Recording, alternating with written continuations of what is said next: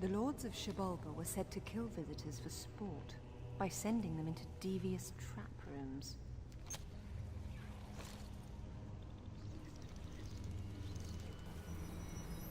Hello everybody, Bowser here to you, and welcome back to Let's Play Tomb Raider Underworld. In the previous episode, we found Thor's belt, Megingjord, and now we have everything we need to get his hammer, Mjolnir. But we're going to be putting that out for a little bit longer because there's one last thing in southern Mexico that I feel we need to talk about, and that's the Wii version of the Midgard Serpent and Night of the Dead. This is a very special situation because, like the Craft Manor level a couple of videos back, this level is so different between the Xbox 360 and the Wii version that I felt it would be a lot more simpler to just simply make this a separate video from the Xbox 360 version. So, if that makes any sense, which I probably could have worded that better, that's my reasoning for this being a separate video. And also the fact that the Midgard Serpent and Night of the Dead are merged into one long level on the Wii and PlayStation 2 versions of this game. So that's my other reasoning for making this a separate video, rather than just switching back and forth between the two games when we were going through here the first time. And like as it was, the Midgard Serpent in general is just a really long level on the Xbox 360 version, and this just would have made it take longer to do it that way. And I felt that if we did it that way, then it would have really made it not very smooth to watch if you're just trying to watch for a walkthrough or something like that. So, again, that's the reason why we're making this a separate video. I feel like I have a counter on screen for every time I say that. Alright then, so another thing I want to mention is there would not be any story progress in this video at all, aside from some cutscenes that we've already seen in the past couple videos. So, if you're just watching for the cutscenes, or just watching for the story or something like that, then you can skip this video if you want. But just keep that in mind. The basic idea for the opening room of this level is identical between this game and the Xbox 360 version, but the execution is very different because on the HD versions of this game, there are 4 small rooms that you need to explore. On this version, however, there are 2 large ones, so that right there should tell you how different this version is. I guess it is. You can already tell this room is massive, and it's a lot different than the Xbox 360 version. Like the statue is huge and things like that. And we're gonna see all the differences as we go across this level. But you can see there's a staircase that leads to a hallway that's not even on the Xbox 360 version. And it's just like, this is just basically like an entirely separate level. And it's just really interesting because it's really interesting to see how the developers of the different versions of this game went about making the different levels. And while I kind of would have preferred to have the Xbox 360 version of these levels on the Wii version, for reasons we're going to be seeing a little bit later, it's still pretty interesting to see just how different these games were. Like, it's basically like 2 different games. The one thing that I want to say real quick, and I do apologize for this, is the Wii icon, the battery icon on the bottom of the screen. I do apologize because that's going to be there throughout the entire video, and I honestly don't know why it's there, because whenever I clicked on my home button when I was playing on the Wii, the battery meter said that there were like 3 meters of battery left or something like that, so I'm not entirely sure why it said I was running low.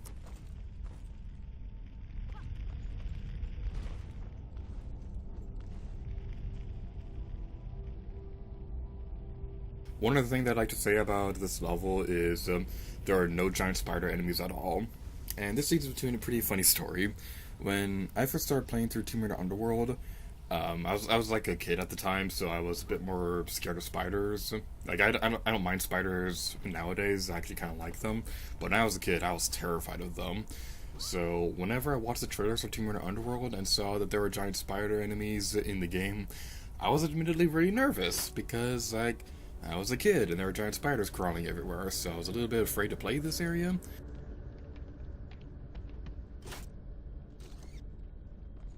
So when the time came to play the Southern Mexico levels, you can imagine how terrified I was, because, well, first of all, you may notice a jump cut right there. This is just me demonstrating a fun little kind of sequence break you do, where you can just use a grappling hook on the floor as opposed to having to climb around.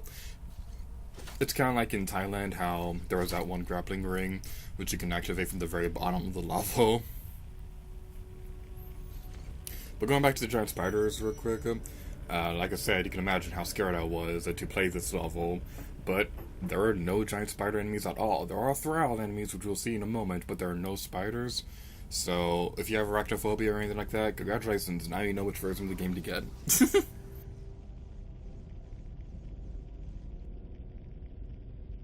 And also, this ladder right here is very buggy. I don't know why Laura doesn't climb onto it when you jump towards it.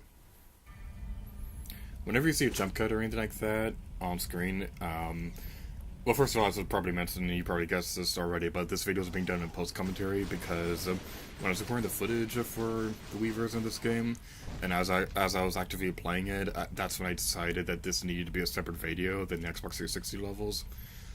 But whenever you see a jump cut like that, it's probably because I either died on screen, or was just looking around looking like a moron, and I just wanted to edit the video to make it a bit more smooth. The Thrall enemies are a lot easier on the Wii version than they are on Xbox 360. This kind of goes without saying between all enemies in the game. The Thrall enemies, they can be taken down a lot faster in this game. You don't even need to like switch your weapons or anything like that. You can take them out with regular dual pistols. But the thing is, the game doesn't really give you a clear explanation on how you can actually defeat them. Because it does say that the Thralls, they will come back to life eventually. And I remember when I was a kid, because this game pretty much didn't explain anything to me. Either that or I just didn't really read the journal all that much. I don't remember. But I remember thinking that the game was glitching and that the Thralls were coming back to life because they were poorly programmed or something like that. I was just weird when I was a kid. But going back to the Thralls, they are a lot easier to defeat in this game, but you do still need to destroy the skeleton when they're already down. And I remember when I was a kid, I would use grenades to do that, because I didn't know you could stomp them. And there's only a finite amount of grenades you can carry with you in each location in the game, and I ran out of them quickly. So my strategy was to run away. Yeah, it's not that hard to avoid the enemies completely if you don't want to fight at all. But I just remember, that's just one of my favorite memories of playing this game when I was a kid. One thing I'd like to say real quick is that just like in the Craft Manor Wii video, we are going to be picking up the occasional award whenever I do come across them, but I'm personally not going to be going out of my way to get every single one of them in the Wii version. We are getting every single one of them in Xbox 360 version, so you don't have to worry about that. But the reason why I'm not doing it on the Wii version is because it's really pointless. There is no award at all for getting anything in this game, so that's the reason why I don't really feel like getting every award in the Wii version. But if I do see one, then I will pick it up. I do like the idea for this room, how it's like a fire room. It reminds me of the Midas Palace fire room in 2nd Anniversary. And I think that's just really neat, even if it does give me a little bit of anxiety thinking about it, because of how much that room gave me trouble when I was a kid. Yeah, we can... now we have some Wii exclusive puzzles, and it's pretty interesting, and lighting up the torch right there went away too fast for me to explain that you can light up the torch. And there's also like a spinning gem you can do. This right here, I always think that one thing, I always kind of feel sad watching these puzzles, because I remember how much I really wanted a Tomb Raider game on the Wii U back when that console was still a thing. Because I was thinking that how awesome it would be to have the archaeological toolset on the gamepad. Like you can like tap the screen to destroy a pickaxe wall from 2nd Anniversary, or spin around the gems or something like that. I just thought that would be so cool. And playing on the Wii U to get this footage just makes it all the more sad that that actually never happened. Hopefully there will be a Tomb Raider game on Nintendo Switch, because the Joy-Con HD Rumble would be really cool. But I'm not entirely sure if I think that's going to happen, because it seems like Square Enix doesn't love Nintendo anymore. Of course, as I say that, I'm remembering the Cloud is in Smash Brothers, and it's still one of the coolest things ever. Like, oh my god. I'm just so excited because Cloud is in Smash Brothers Ultimate, and Joker was confirmed to be coming to the game. So, it's just so cool, because now we're going to get Persona representation in Smash Brothers, and that's just so awesome, because I've been wanting to play Persona forever, and Tokyo Mirage Sessions is the closest thing that I've ever come to that, and that's a big reason why I love Tokyo Mirage Sessions, because it's awesome. But enough about that, because now we have some Thrall enemies we can destroy, and oh my god, there's actually combat in this game, who would have thought? Yeah, it does kind of bum me out that the combat is pretty much non-existent on the Wii version. Also, stomping the enemies in this version of the game is actually a little bit not that great. And right here, you're going to see that we are going to be speeding up footage occasionally because we are going to be backtracking a lot throughout this level. So I am going to be speeding up the more repetitious segments of the Land of the Dead. When I was recording this footage, my idea was that we'd go through here normally, but as I was editing through the footage, like the unedited version of this video is about an hour long, which is a lot longer than I'd like, to be completely honest. But yeah, the final video, as you can see, is about half an hour long, and I was really debating over whether or not I wanted to keep it that way or just speed up the entire video. I asked people on Twitter what they thought would be the best idea, and they all said to keep it as is. So that's the reason why I'm leaving it half an hour. But I am speeding up some of the more repetitive parts, so we don't have to watch too much boring stuff. So the first major room that we were exploring in this level is based off fire, and now this one is based on ice. The idea of this is cool. No pun intended. But the idea of this is pretty neat. The execution, however, is terrible. I'm sorry, but I do not like this part of the level at all. It goes on forever, and the climbing is boring. At least with the fire area, you had fire hazards that you had to avoid and stuff like that, but not so much in this one. It doesn't really play with the ice mechanics that much. I would have loved it if they made it similar to the Nepal level from Tomb Raider Legend, where you had some ice hazards you had to avoid, like slippery surfaces and crumbling platforms you had to avoid, but no, it's just all snow, and it's not really all that exciting. I mean, it looks pretty, don't get me wrong, these rooms are gorgeous. It's just not really all that fun to play, and I do apologize for that. As far as I can tell, there's not that much that's different about the Tiger Thralls compared to the Viking Thralls. I do think, well, obviously the Tiger ones go a lot faster, but I think damage-wise, they don't do that much damage difference between each other. So you don't have to worry about that too much. What you do have to worry about, actually, no, I don't have to worry about this at all. This makes the game easier. I don't know why I was trying to say that, but you may notice that there's no health packs at all in the Wii version of this game. I know I've pointed this out before, but I just want to say it again, that there are no health packs at all. Instead, Laura's health replenishes gradually. And this is something that kind of bothers me, because there aren't really a whole lot of enemies to fight to begin with. But because your health restores back to full HP before you have a chance to find another enemy, it kind of makes the battling really tedious, because you're in no real danger of actually dying from combat. So, between all the Tomb Raider games I've played, I gotta say, as unfortunate as this is, Tomb Raider Underworld's combat is probably my least favorite in the entire series on the Wii version. It is great on Xbox 360, don't get me wrong. The adrenaline headshot is really cool, and being able to fire two enemies at once is amazing. And I'd even go as far to say that Tomb Raider Underworld on the Xbox 360 version has my favorite combat system in the series. But the Wii version is my least favorite, so it's just a really awkward mix. So you can imagine how fun it is to go back and forth between these two games when recording the footage for this. But this right here, this is a thing. I don't actually know what it's supposed to be. I think it's a statue head or something like that, but I don't actually know what it is. So we're just gonna call it a rock. We're gonna call it Jeffrey the Rock. And after we find Jeffrey the Rock, we're going to be speeding up the footage to go back to the area. But whenever you see statues like that we saw a moment ago, you can place Jeffrey the Rock inside the statue thingies to be able to activate doors and things like that. But the really weird thing is, it doesn't really show a clear animation of Laura getting Jeffrey the Rock back from the statue. So it's just really weird. I don't really like it that much. Because it kind of makes it feel like it's really I don't really know how to word it, to be completely honest. I just really wish there was an animation for getting Jeffrey the Rock out of the statue, because it kind of gives you the impression that it's like a one-time use thing.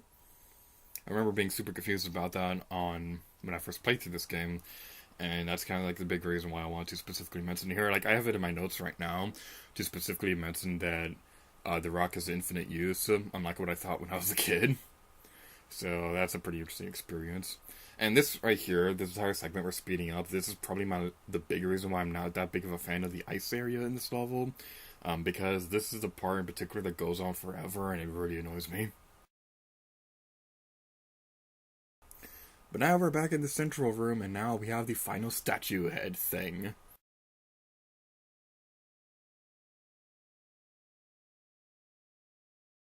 With all the statues ready, let's move the final one towards the center, so that we can finally be done with this horrible area forever. Not quite yet, because as you can tell by the video length, we're only about halfway done with this level. Yeah, I do like the idea of it, of having 2 large rooms as opposed to 4 small ones. There are some pretty neat ideas with this level, but this level just isn't really all that fun to play, to be completely honest. But now let's talk about the motorcycle real quick. The motorcycle is a bit different on the Wii version compared to the Xbox 360. It controls very similarly, but I don't think you can do the power slide or anything like that, at least as far as I know. I never actually tried it myself. But something different about it kind of bugs me. And you can still fire your weapon while on the motorcycle, and that's pretty neat and all, but the animation for it is pretty lame. Because as opposed to Laura just taking out her guns and just firing like a normal person, she has one attached to the motorcycle itself, and it only fires in a straight line. I'm pretty sure we demonstrated this when we were going over the Wii differences a couple of videos ago. We were showing off what the doors were like when you went onto a pressure plate and it opened up a gate for you. I do remember recording footage for that, but the thing is, the animation just looks so cheap. It's just like a string of bullets firing out the front of the thing. You do see a gun is attached to the motorcycle, and that's pretty neat, that the motorcycle itself was modeled differently on this version. But I just can't help but think, couldn't they have just reused the animation from Tomb Raider Legend? Because it's not like it's a console limitation or anything like that, because that animation was on the PlayStation 2 version of Tomb Raider Legend, and the animation for that was a lot smoother.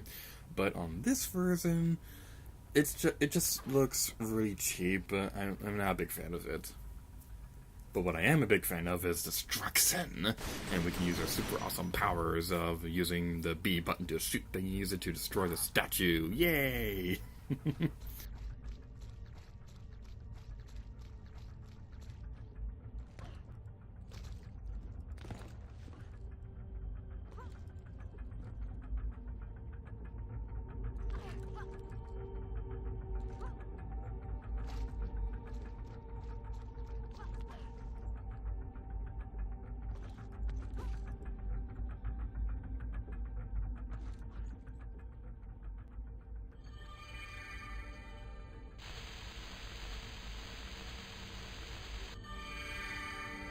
As we go over here, there is another Wii exclusive puzzle, although you may notice the corner of this one is kind of broken, so you're going to have to be a little bit more creative about how you solve this one.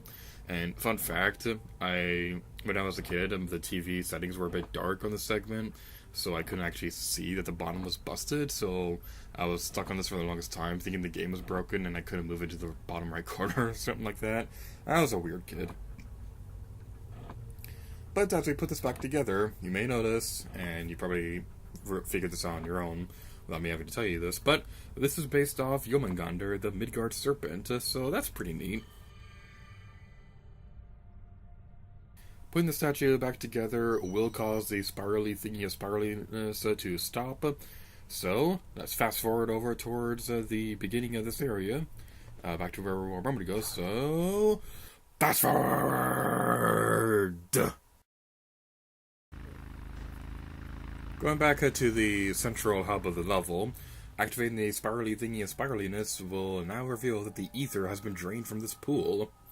So what you want to do is you want to climb down here, go down to this area, and climb down. Ooh, climbing in a platforming game. Who would have thought? Alright then, so one thing I would say is I did consider splitting off the video here and making this a 2-part video when I was trying to figure out how I wanted to make this video. But after people on Twitter said they didn't mind it being a long video, I just figured I'm just going to make it one video. I don't really care. There are going to be levels a little bit later in the game. We've already done this with Bogavati and the Midgard Serpent, but there are going to be future levels as well, where we will be splitting off videos into two.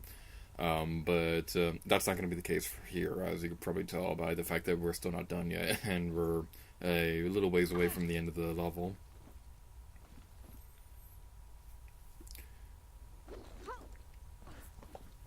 That close-up of Laura reminded me of something that it doesn't necessarily bother me, but it's just a little bit of a weird console change. On the HD version of this game, you can change your outfit before starting a new location. The weapons you could change at any time, but I think you can change your weapon on the Wii version. I may be wrong about that. I have a caption on screen correcting me if I'm wrong, but you have no say in what outfit Laura wears. So that's kind of something that kind of bugs me. Not too much, because I love most of the outfits in this game. Like this one looks really cool, but it does kind of bother me the fact that you have no say in what outfit Laura wears in this game. That's another big reason why I've been choosing the outfits that I have been choosing throughout this project. Basically, my mindset has been, if it's the default on the Wii version, I will not use it on Xbox 360. That's pretty much been my mindset.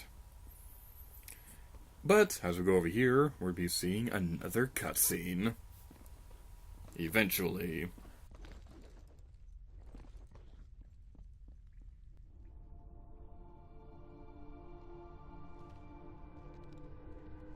The Midgard serpent Jormungandr, that lies on the bottom of the ocean, encircling all the world. Coming of Ragnarok. Jormungandr thrashes beneath the sea, flooding the land and vomiting its deadly poison into the air. The final battle of the gods. Thor kills Jormungandr with his hammer, Mjolnir, but then he retreats only 9 steps before he succumbs to the serpent's venom. If we were playing on the HD versions of this game, this is the point of the level where it would transition from the Midgard Serpent to the Land of the Dead.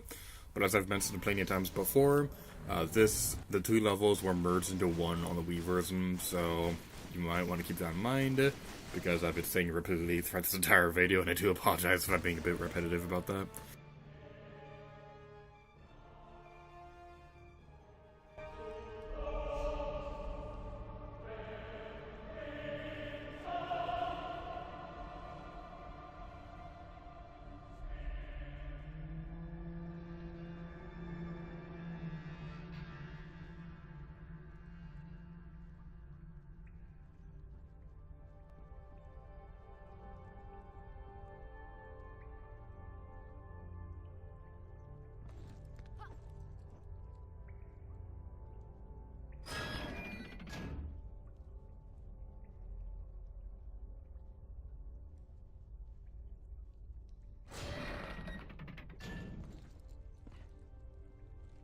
But as we saw in that little cutscene right there, because Machine Cog puzzles aren't finished yet, the lever opening up the way to Megingjord isn't going to open for us right now.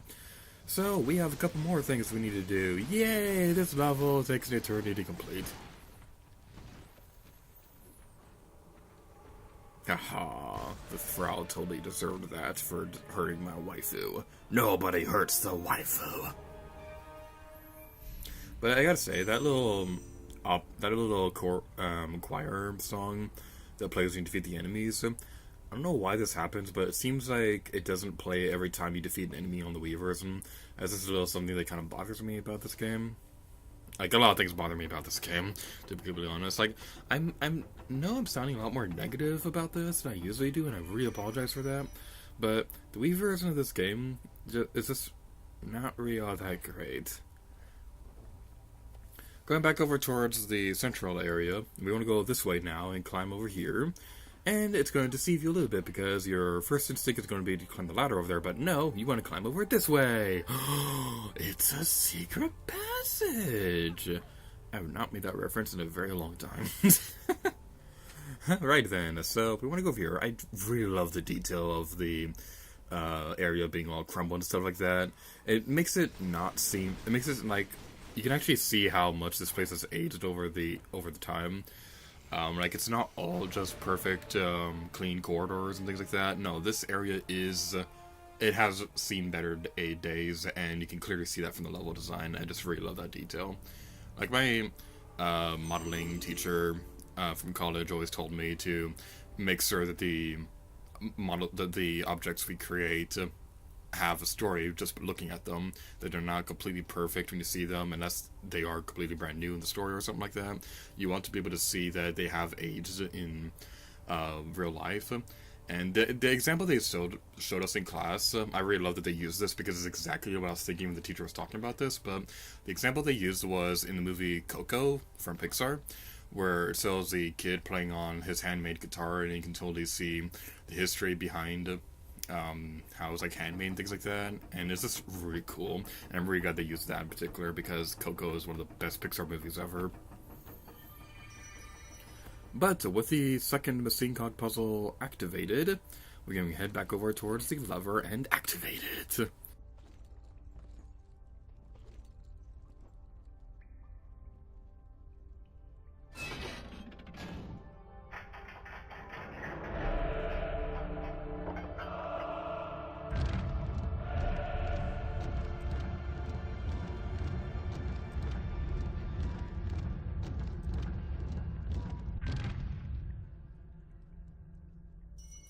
If that's the Midgard Serpent, then that's very depressing. I'm just gonna say that right now. That thing is tiny. But what you want to do, use the grappling hook to eventually be able to destroy it. You're going to climb over this way and pull the grappling hook back, and the thing will open. And it'll go back down. Kind of a lame puzzle if you ask me. Seems a little bit pointless, but what you want to do is you want to go over here. The hammer will drop back downwards when Jormungandr is defeated. Climb up, and then you'll be able to claim your sweet, sweet reward. And I'm going to finish my cookie.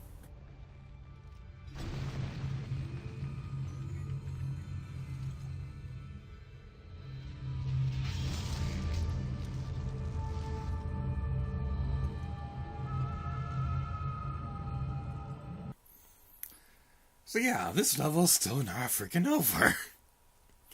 So I would have really preferred if they just transitioned to a cutscene right here of Laura getting out of the temple, but no, we still have some more stuff we need to do, and this level just drags on forever.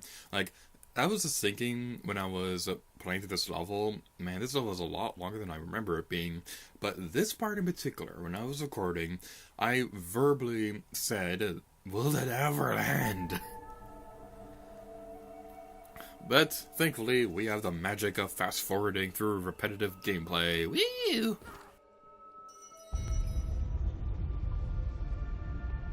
Jormungandr, Midgard's servant. All these ancient sites inspired Underworld myths in later cultures. Perhaps because they were all protected by the Walking Dead. The Walking Dead, huh? Well, James Rose, if you're watching this, now you have no excuse not to play Tomb Raider.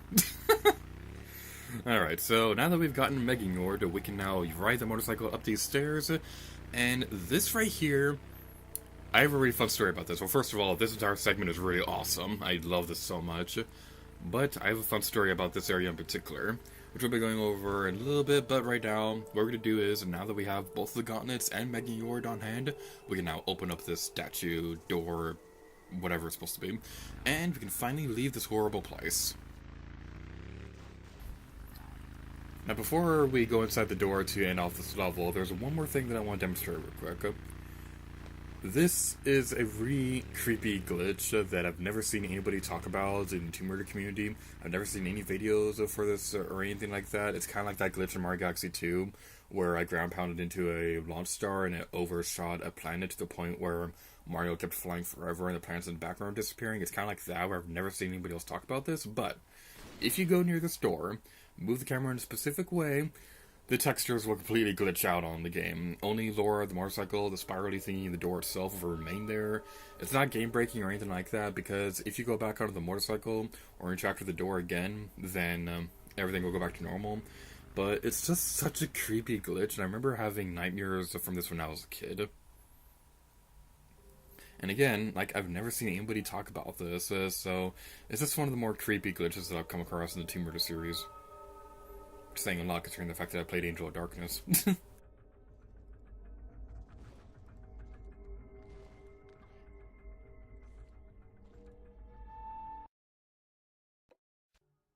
But now that we've taken care of that and I've given you guys your daily nightmare fuel for the day, we're in this video off here. So thank you all so much for watching this episode of Tomb Raider Underworld. Next time, we're going to finally go for the hammer Mjolnir. And next time, it's here to you. Oh yeah.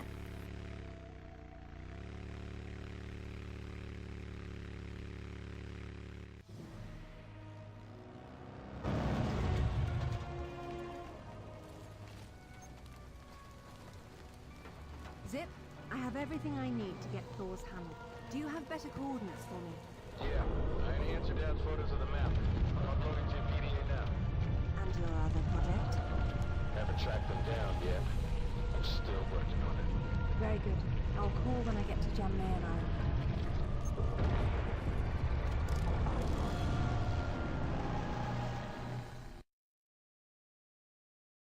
Aether.